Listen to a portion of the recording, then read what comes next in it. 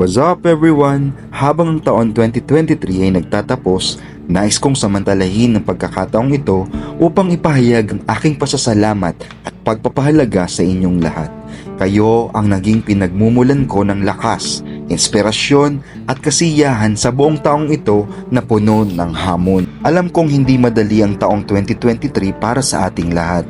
Nakaharap tayo sa maraming kahirapan, kawalan ng katiyakan at mga pagkawala dahil sa pandemya, krisis sa klima at kaguluhan sa lipunan. Kailangan nating umangkop sa mga bagong paraan ng pamumuhay, pagtatrabaho at pag-aaral.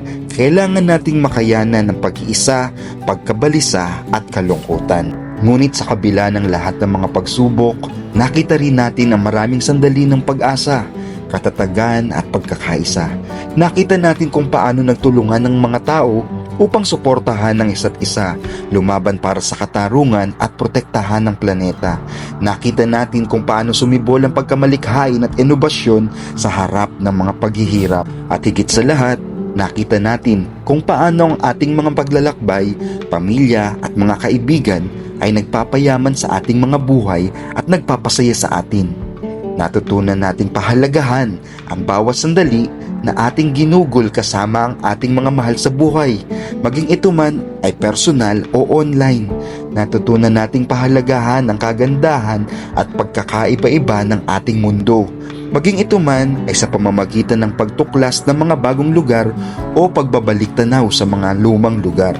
Natutunan nating ipagdiwang ang mga maliliit at malalaking kasiyahan sa buhay. Kaya habang sinasalubong natin ang bagong taon, alalahanin natin ang lahat ng mga magagandang bagay na nangyari sa 2023 at asahan natin ang mas marami pang mga pagkakataon, pakikipagsapalaran at kaligayahan sa 2024. Panatilihin natin ang ating mga diwa na mataas, ang ating mga puso na bukas at ang ating mga isip na mausisa. Pagpatuloy natin ang paglalakbay, pagmamahal at pagunlad. Salamat sa pagiging bahagi ng aking paglalakbay.